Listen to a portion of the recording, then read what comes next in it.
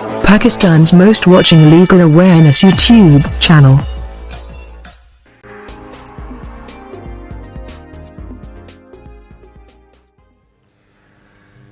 Assalamu alaikum friends and viewers, I hope all are fine. This is Mubashir Iqbal Chauhan, Advocate High Court and Legal Lecturer. जैसे कि हमारा इससे पहले announcement lecture upload हुआ था trial series के ऊपर, तो ये हमारा फर्स्ट लेक्चर है कंप्रीहेंसिव क्रिमिनल ट्रायल की जो हमारी सीरीज़ है उसका। आज के लेक्चर के अंदर हम मोशन ऑफ क्रिमिनल ट्रायल से, यानी कि क्रिमिनल ट्रायल को स्टार्ट कैसे करते हैं, मोशन ऑफ क्रिमिनल लॉ को स्टार्ट कैसे किया जाता है और उसकी आगे फर्दर 4 स्टेजेस को डिस्कस करेंगे, पढ़ेंगे। ऐसे ही इंशाल्लाह बाकी फर्दर लेक्चर्स भी हम 10 से 12 लेक्चर्स के अंदर 3-4-5 स्टेजेस को कवर करते हुए 10-12 लेक्चर के अंदर हम इस सीरीज़ को मुकम्मल करेंगे। तो शुरू करते हैं हमारा मोस्ट कंप्रीहेंसिव ट्रायल लेक्चर, जिसका आप दोस्तों को बहुत अरसे से इंतज़ार था कि एक ऐसी कंप्रीहेंसिव सीरीज़ बना कर दी जाए, एक ऐसी कंप्रीहेंसिव ट्रायल के ऊपर सीरीज़ बनाई जाए जिसके अंदर आप ट्रायल को A to Z एक एक चीज़ समझ सके, एक एक लॉ समझ सके। इसके अंदर मैं हर स्टेज, उस स्टेज के अंदर कौन सा लॉ अप्लीकेबल होता है, इन फर्दर्स अगर कोई जजमेंट है तो वो भी आपको बताऊंगा एक एक स्टेज के ऊपर और एक एक सेक्शन के साथ, एक एक स्टेज को हर उसके रेलिवेंट सेक्शन के साथ एक्सप्लेन करूंगा, ताकि आप अगर आप चाहें तो अपने नोट्स भी बना सकते हैं। जैसे मेरे ये स्टेजेस वाइज चलते जाएंगे, फर्स्ट स्टेज के ऊपर कौन सा लॉ एप्लीकेबल होता है, सेकंड के ऊपर कौन सा एप्लीकेबल होता है, तो उसके मुताबिक आप अपने नोट्स भी बना सकते हैं अगर आपके लिए ईजी हो। अदरवाइज इस सीरीज को अगर 2 से 3 बार आपने मुकम्मल सुन लिया तो क्रिमिनल ट्रायल के ऊपर आपकी बहुत ज़्यादा ग्रिप हो जाएगी। शुरू करते हैं हमारा टॉपिक। लेक्चर स्टार्ट करने से पहले एज यूजुअल, अगर आप मेरे YouTube channel law and communication skills के ऊपर नए हैं तो रेड बटन को क्लिक करके मेरे चैनल को सब्सक्राइब करना, साथ में ही बेल आइकन को प्रेस करके ऑल नोटिफिकेशन करना भूलें, ताकि ऐसे ही फर्दर तमाम इंफॉर्मेटिव लेक्चर्स और इस सीरीज़ के नेक्स्ट अपलोड होने वाले लेक्चर्स आपकी एक्सेस में रहें और उनके नोटिफिकेशन आपको बर वक्त और टाइमली मिलते रहे। मजीद बना मेरे Facebook pages innovative law academy और Facebook group law and communication channel को भी जरूर लाइक और सी फर्स्ट कर ले। मैं अपने वहाँ पर भी मैं इन्फॉर्मेटिव पोस्ट करता रहता हूँ। शुरू करते हैं हमारा टॉपिक। मेरे लेक्चर्स की फीस को फुलफिल करना बिल्कुल ना भूला करें। मेरी फीस आपने 3 स्टेप के अंदर पे करनी है। फर्स्ट, कम से कम 10 रुपये डोनेट करने हैं। सेकंड, 2 लोगों की हेल्प और थर्ड, मेरे पेरेंट्स के लिए दुआ। शुरू करते हैं हमारा topic, criminal trial series. I hope ये आपके लिए बहुत ज़्यादा फायदेमंद होने वाली है। सबसे पहले है जी कि सबसे पहली स्टेज पहले क्रिमिनल ट्रायल की हिस्ट्री को थोड़ा सा डिस्कस कर ले। बेसिकली ये 12वीं सदी के अंदर हेनरी II जो इंग्लैंड का किंग था, बादशाह था, उसने प्रॉपर ज्यूरी ट्रायल को स्टार्ट किया था। किसी भी ट्रायल का मकसद होता है कि बेसिकली जो फैक्ट है, जो ट्रूथ है, सच है, उसको जांचना और झूठ को सच से अलग करना। अब इसके एक प्रॉपर डिसेंट वे के अंदर एक प्रोसीजर लॉ इसका अवेलेबल है, एक प्रोसीजर इसका अवेलेबल है। चूंकि सीआरपीसी के अंदर इसका प्रोसीजर जो सेक्शन है, कोई सेक्शन आगे है, पीछे है, इसलिए समझना मुश्किल है। इस ट्रायल के लेक्चर के अंदर हर स्टेज, किस स्टेज के ऊपर कौन सा लॉ, कौन सा सेक्शन एप्लीकेबल होता है, वो भी मैं आपको बताऊंगा। सबसे पहले कि क्रिमिनल ट्रायल को स्टार्ट कैसे किया जा सकता है, मोशन ऑफ क्रिमिनल लॉ या motion of criminal trial. Basically 2 तरीके हैं क्रिमिनल ट्रायल को स्टार्ट करने के। पहली स्टेज है जी, याद रखिएगा, पहली स्टेज है। 2 तरीके हैं क्रिमिनल ट्रायल को या क्रिमिनल लॉ को मोशन में लाने के लिए, स्टार्ट करने के लिए, हरकत में डालने के लिए। पहला तरीका, CrPC section 154, information of cognizable offence, जिसको हम जुबान ज़बान के अंदर फर्स्ट इंफॉर्मेशन रिपोर्ट या FIR भी कहते हैं।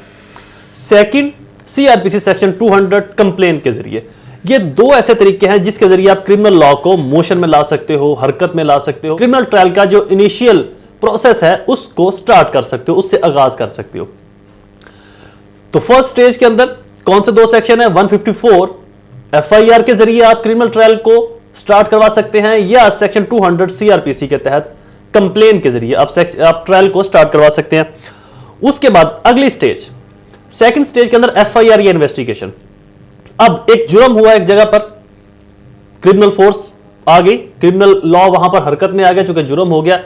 उस जुर्म की इंफॉर्मेशन लेकर एक शख्स पुलिस थाने के अंदर जाता है या पुलिस वाले वहां पर पहुंचते हैं। इन एनी केस वो शख्स अपनी इंफॉर्मेशन इन रिटर्न या ऑरल फॉर्म के अंदर पुलिस वालों को बताता है। अब पुलिस वाले वो इंफॉर्मेशन सुनकर जिस कानून के तहत अमल दरामद करते हुए इंफॉर्मेशन को आगे फर्दर प्रोसीड करेंगे, वो है 154 सीआरपीसी, यानी कि FIR के जरिए उसको आगे फर्दर प्रोसीड करेंगे। यह है सेकंड स्टेज। पहली थी motion of criminal law. Motion of criminal law कैसे है, कोई भी कॉग्निजेबल ऑफेंस का सरजद हो जाना। ऑफेंस सरजद हो गया तो क्रिमिनल लॉ मोशन में आ गया। सेकंड स्टेज एफआईआर या इन्वेस्टिगेशन, वो इंफॉर्मेशन जब पुलिस तक पहुंचेगी या पुलिस उस अक्रंस तक पहुंचेगी तो उस इंफॉर्मेशन को जब अपने पास सिक्योर करेगी, लिखेगी इन राइटिंग, तो that is called FIR, first information report, जो सेक्शन 154 के तहत अमल में लाई जाएगी। और अगर इंफॉर्मेशन देने वाला इंफॉर्मेंट जो है वो ऐसी इंफॉर्मेशन देता है जो कि कॉग्निजेबल ऑफेंस नहीं बनता, यानी कि 155 की इंफॉर्मेशन बनती है, तो देन पुलिस वाले उस इंफॉर्मेशन को अपने पास सेव रख के उस इंफॉर्मेंट को, इंफॉर्मेशन देने वाले को मजिस्ट्रेट साहब के पास फॉरवर्ड कर देंगे, जो कि आगे फर्दर कंप्लेन के जरिए भी उस केस को मूव कर सकता है। या मजिस्ट्रेट साहब अगर समझें कि इस केस के अंदर इंक्वायरी होनी चाहिए तो पुलिस वालों को फर्दर हुक्म देंगे कि आप इस केस के अंदर इंक्वायरी स्टार्ट करें। अब जी इंफॉर्मेशन पुलिस तक पहुंच गई, पुलिस ने इंफॉर्मेशन अपने पास सेव रख ली। अब है जी थर्ड स्टेज। थर्ड स्टेज के अंदर हम इन्वेस्टिगेशन का तरीकेकार पढ़ते हैं कि इंफॉर्मेशन, एक क्रिमिनल जो लॉ है वो भी हरकत में आ गया, ऑफेंस सरजद हो गया, एफआईआर भी उसकी होगी। अब 154 के बाद अगला प्रोसीजर क्या होगा? Investigation to taking of cognizance of the offence, जो ऑफेंस है उसके ऊपर कॉग्निजेंस लेना, दायरे इख्तियार रखना, उसको इन्वेस्टिगेट करने का, सुनने का। पुलिस वाले जब 154 के तहत, जब सीआरपीसी 154 के तहत इंफॉर्मेशन पुलिस स्टेशन के अंदर आती है तो पुलिस ऑफिसर बाउंड है उस इंफॉर्मेशन के ऊपर इन्वेस्टिगेट करने का।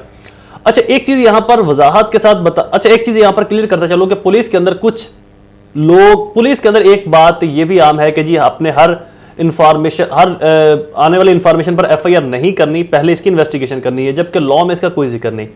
अब पुलिस वाले ये क्यों करते हैं? पुलिस वाले एग्जीक्यूटिव ऑर्डर, अपने ही डिपार्टमेंट के एग्जीक्यूटिव ऑर्डर के जरिए पहले इन्वेस्टिगेट करते हैं, फिर उसकी एफआईआर करते हैं। उसकी बेसिक इनकी जो पर्पस है, बिहाइंड रीजन वो ये है कि मोस्टली लोग झूठी इंफॉर्मेशन देते हैं, झूठी एफआईआर करवाते हैं, ताकि पहले असेसमेंट कर ली जाए कि आया ये जो इंफॉर्मेशन है वो ठीक भी है या गलत। अब पुलिस के पास इंफॉर्मेशन आ गई 154 की, अब उसके ऊपर इन्वेस्टिगेट करने का पाबंद है। इन्वेस्टिगेट का टाइम भी लॉ के अंदर दे दिया गया, 24 आवर्स के अंदर पुलिस वाले इन्वेस्टिगेशन मुकम्मल करके चालान अदालत के अंदर सबमिट करवाएंगे। अगर उनको कोई रीजनेबल एविडेंस मिलती है अक्यूज के अगेंस्ट तो अक्यूज को अरेस्ट भी करेंगे। और जब 154 के तहत पुलिस तक इंफॉर्मेशन पहुंच गई तो देन पुलिस वाले 156 के तहत किसी भी कॉग्निजेबल ऑफेंस के ऊपर इन्वेस्टिगेशन स्टार्ट करेंगे।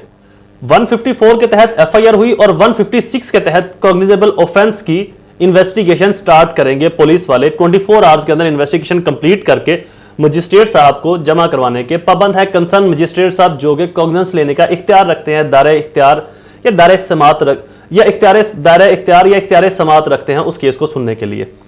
लेकिन अगर 24 आवर्स के अंदर किसी वजह से इन्वेस्टिगेशन मुकम्मल नहीं हो सकती तो अधूरा चलान कोर्ट में सबमिट करवाएंगे और मजीद कोर्ट से टाइम लेंगे। और अगर मुलजम को पकड़ लेते हैं सफिशिएंट एविडेंस की बेस के ऊपर, जो कि सीआरपीसी सेक्शन 46 के अंदर अरेस्ट हाउ टू मेड के प्रोसीजर बताया गया है कि अरेस्ट कैसे करना है, विद वारंट, विदाउट वारंट, उसके आगे सारा प्रोसीजर है। अगर ऑफेंस हीनियस है तो पुलिस वाले विदाउट वारंट सफिशिएंट एविडेंस के ऊपर किसी भी शख्स को अरेस्ट कर सकते हैं जो सस्पेक्ट हो उस केस के अंदर। 154 के तहत इंफॉर्मेशन आई, 156 सीआरपीसी के तहत पुलिस वालों ने कॉग्निजेबल ऑफेंस की इन्वेस्टिगेशन करना स्टार्ट की। और अगर वो जो जुर्म है वो इस शक में है कि आया ये कॉग्निजेबल है या नॉन कॉग्निजेबल, यानी कि 157 सबसेक्शन ए के तहत या 157 के तहत वो जुर्म जो है वो समझ नहीं आ रहा पुलिस वालों को कि हम इसके ऊपर इन्वेस्टिगेशन करें या ना करें, तो देन उस एफआईआर की कॉपी मजिस्ट्रेट साहब को भिजवाएंगे और देन मजिस्ट्रेट साहब जो भी ऑर्डर करेंगे उसको आगे वो फर्दर फॉलो करेंगे। और मजिस्ट्रेट साहब 159 सेक्शन सीआरपीसी के तहत किसी भी मामले के ऊपर प्रिलिमिनरी इंक्वायरी होल्ड करवाने की अथॉरिटी रखते हैं, इंपावरमेंट रखते हैं, ताकत रखते हैं। वो किसी भी मामले के ऊपर प्रिलिमिनरी इंक्वायरी या इन्वेस्टिगेशन होल्ड करवा सकते हैं। 3 प्रोसीजर हो गए जी हमारे। मोशन ऑफ लॉ, जुर्म होने से, कॉग्निजेबल ऑफेंस होने से क्रिमिनल लॉ हरकत में आ गया। इंफॉर्मेशन 154 सेक्शन के तहत पुलिस वालों तक पहुंच गई। 156 के तहत पुलिस वालों ने कॉग्निजेबल ऑफेंस के ऊपर इन्वेस्टिगेशन करना स्टार्ट कर दिया। 24 आवर के अंदर रिपोर्ट सबमिट करवानी है जो कि अधूरी है फॉर एग्जांपल। और अगर सस्पेक्ट के अंदर है कॉग्निजेबल ऑफेंस, क्या है कॉग्निजेबल ऑफेंस बनता भी है या नहीं बनता, तो 157 के तहत मजिस्ट्रेट साहब को एफआईए कॉपी के साथ जो है वो रेफर कर देंगे कि जनाब इसके ऊपर आप हुक्म फरमाए। और मजिस्ट्रेट साहब 159 सेक्शन के तहत इंपावर रखते हैं, ताकत रखते हैं प्रिलिमिनरी इन्वेस्टिगेशन या इंक्वायरी होल्ड करवाने पर। और पुलिस वाले अपनी इन्वेस्टिगेशन कंप्लीट करने के बाद जितनी भी होती है एक चालान सबमिट करवाएंगे कोर्ट के अंदर, जिसको पुलिस रिपोर्ट कहा जाता है 173 के तहत। इसको भी आगे फर्दर पढ़ेंगे, हवाले के लिए बता रहा हूं। चालान सबमिट करवाएंगे जिसको पुलिस रिपोर्ट लॉ के अंदर कहा जाता है, लेकिन जुबान ज़दा में इसको चालान कहा जाता है। चालान अधूरा या मुकम्मल दोनों सूरतों में 24 आवर्स के अंदर अंदर सबमिट करवाना जरूरी है। और बताएंगे, अपनी एक्सक्यूज देंगे कि हम 24 घंटों के अंदर इंक्वायरी कंप्लीट क्यों नहीं कर सके। 3 स्टेज होगी। अब चलते हैं चौथी स्टेज के ऊपर। अब जी इंफॉर्मेशन आ गई 154 के तहत इन्वेस्टिगेशन की। मुलजम के बारे में डाउट है कि जी मुलजम जो है इस केस के अंदर इन्वॉल्व है, ये शख्स मुलजम है, इसके ऊपर ऐसी एविडेंस मिली है। पुलिस वालों ने इसको अरेस्ट कर लिया और अरेस्ट करने के बाद 24 आवर्स के अंदर अंदर मजिस्ट्रेट साहब के सामने पेश करना जरूरी है। वहां से वो मजिस्ट्रेट साहब से रिमांड लेंगे। रिमांड चौथी किस्म है किसी भी ट्रायल के अंदर। 4th किस्म रिमांड ऑफ अक्यूज का रिमांड लिया जाएगा। रिमांड बेसिकली 3 तरह के हो सकते हैं। 167 का रिमांड जो कि पुलिस रिमांड होता है, 344 का रिमांड जो कि जुडिशियल रिमांड होता है, और एक के जिसको राहदारी रिमांड भी कहते हैं या on way on transit remand भी कहते हैं, जिसको सफरी रिमांड भी कहते हैं, जो कि अब सफरी रिमांड जो कि अब ना होने के बराबर है, ना होने के बराबर, लेकिन फिर भी कुछ रेयर केसेस के अंदर होता है। 2 तरह के रिमांड यूजली ज्यादा इस्तेमाल होते हैं ट्रायल के अंदर, 167 पुलिस रिमांड और 344 judicial remand. 2 remands deal with the criminal procedure code 167 and 344। 167 police वाले मजिस्ट्रेट साहब को कहते हैं कि जी इसके खिलाफ हमें सफिशिएंट एविडेंस मिली है और हमें ये मजीद भी मतलूब है, इससे मजीद इंफॉर्मेशन इस जुर्म के मुतालिक इकट्ठी की जा सकती है, तो लिहाजा हमें 167 सीआरपीसी के तहत पुलिस रिमांड दिया जाए, इसको अपनी कस्टडी में, इसकी बॉडी को अपनी हिरासत में रखने की। रिमांड में यहां पर एक चीज वजह करता चलूं कि रिमांड का ये हरगिज मतलब नहीं होता कि उसकी लितर प्लेट होनी है। रिमांड का मतलब होता है कि उसकी बॉडी को अपनी कस्टडी में रखना। हाँ, हमारे बरसगीर के अंदर, सब कॉन्टिनेंट के अंदर इसका गलत मतलब बना लिया गया कि रिमांड में मुलजम ने लम्या पा के जड़ा 9-2-5 के ऊपर लाई दा पांजा फिट करना है, लेकिन रिमांड का बेसिक पर्पज है कि मुलजम को हम अपनी हिरासत में रखें, ये जमानत पर या बाहर ना निकल सके, पुलिस के पास रहेगा, इससे इंफॉर्मेशन मिल सकती है, इंटरोगेशन इससे हो सकती है, जुर्म क्यों किया, कैसे किया, उस वक्त कहां पर थे, इल्जाम अगर लगा तो क्यों लगा, अगर अकरंस की जगह पर मौजूद है तो क्या कर रहे थे, किस वजह से। तो इस तरह से उससे पूछगछ करना, तफ्तीश करना, और अगर कोई ऐसी इंफॉर्मेशन मिले उस इंफॉर्मेशन को कलेक्ट करके अपने रिकॉर्ड का हिस्सा बनाना, जो कि प्रोविंशियल गवर्नमेंट की तरफ से एज सच प्रोवाइड की जाती है कि जो भी नक्शा होता है, जैसे कि एफआईआर के कॉलम्स होते हैं जहां पर नाम, सुकूनत, मुलजम का नाम, जुर्म क्या हुआ है, माल अगर कुछ खोया हो या तौकफ हुआ हो, देर हुई हो पुलिस वालों को पहुंचने में, सिम्मत उसकी क्या है, तो इस तरह से कॉलम्स बने होते हैं एफआईआर के, जो प्रोविंशियल गवर्नमेंट की तरफ से प्रिस्क्राइब किया जाता है, डिस्क्राइब किया जाता है। और अगर इन्वेस्टिगेशन कंप्लीट हो चुकी है, लाइक एक ऐसा केस आया जहां पर मुलजम आया पुलिस वालों के पास आके मान लिया जी मैंने इन्हें मारा है, कत्ल कर देता है, जो करना कर लो मेरा, अब तफ्तीश मुकम्मल होगी। फॉर एग्जांपल मुलजम ने अपना आला कत्ल भी दे दिया, मान भी लिया, तो पुलिस वाले कोर्ट को कहते हैं कि जनाब इससे तफ्तीश मुकम्मल हो चुकी है, लिहाजा हमें इसकी अब मजीद जरूरत नहीं, तो इसको जुडिशियल चाहे कर दिया जाए। तो कोर्ट जैसे मुनासिब समझे, रिमांड भी कोर्ट मुनासिब समझेगी तो देगी। पुलिस की रिक्वेस्ट हो सकती है, पुलिस कोई ऐसा ऑर्डर नहीं कर सकती जिससे ये बंदा सामने दो, रिक्वेस्ट करेगी कि 167 के तहत ये बंदा हमें मजीद दिया जाए ताकि हम इससे मजीद इंटरोगेशन कर सके, और अगर वो इंटरोगेशन में मतलूब नहीं तो उसको 344 के जरिए जुडिशियल रिमांड भिजवा दिया जाता है कि इसको जमानत ना दी जाए, जुडिशियल में भिजवा दिया जाए ताकि ये एविडेंस को स्पॉइल ना कर सके, डिसमिस ना कर सके। रिमांड जो है अगर इन्वेस्टिगेशन 24 घंटों में कंप्लीट नहीं की, जो कि सेक्शन 61 सीआरपीसी के अंदर बताया गया कि 24 आवर्स के अंदर इन्वेस्टिगेशन कंप्लीट करके मजिस्ट्रेट साहब को चालान पेश करना है। अगर इन्वेस्टिगेशन कंप्लीट नहीं होती तो पुलिस वालों को वो शख्स मजीद मतलूब है कि इससे मजीद इंफॉर्मेशन कलेक्ट हो सकती है, या भी इन्वेस्टिगेशन रहती है, या मजीद कुछ और हमें इंफॉर्मेशन चाहिए, तो पुलिस ऑफिसर एसएचओ मजिस्ट्रेट साहब से रिक्वेस्ट करेगा कि हमें 167 के तहत इसको मजीद हमारी कस्टडी में रहने की, पुलिस की कस्टडी में रहने की परमिशन दी जाए ताकि हम इससे मजीद तफ्तीश कर सके, क्योंकि अभी तक 24 आवर्स के अंदर तफ्तीश मुकम्मल नहीं हुई। और जो तफ्तीश के लिए, कस्टडी के लिए मुलजम दिया जाएगा रिमांड पर, वो मैक्सिमम 15 डे से ज्यादा नहीं हो सकता।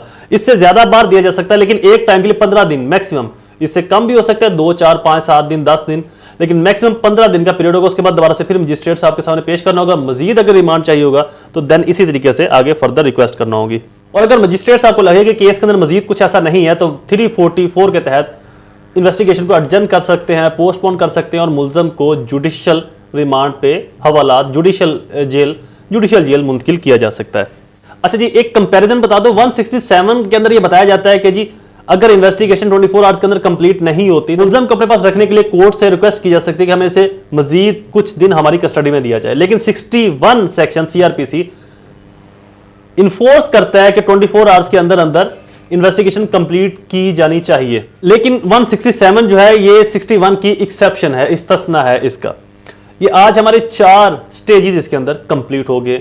Motion of criminal law, FIR and further investigation, और उसके बाद रिमांड ऑफ अक्यूज। अगली 4 स्टेजेस को हम अगले लेक्चर के अंदर डिस्कस करेंगे। आई होप ये लेक्चर आपके लिए फायदेमंद साबित हुआ होगा। ऐसे ही इन्फॉर्मेटिव वीडियोस को सुनने के लिए हमारे चैनल को सब्सक्राइब करना, बेल आइकन को प्रेस करना बिल्कुल ना भूलें। दोबारा हाजिर होंगे एक नई सीरीज में एक नए लेक्चर के साथ। तब तक मुझे अपनी दुआ में जरूर याद रखें। अल्लाह ताला आप सबका हामी और नासिर हो। वस्सलाम।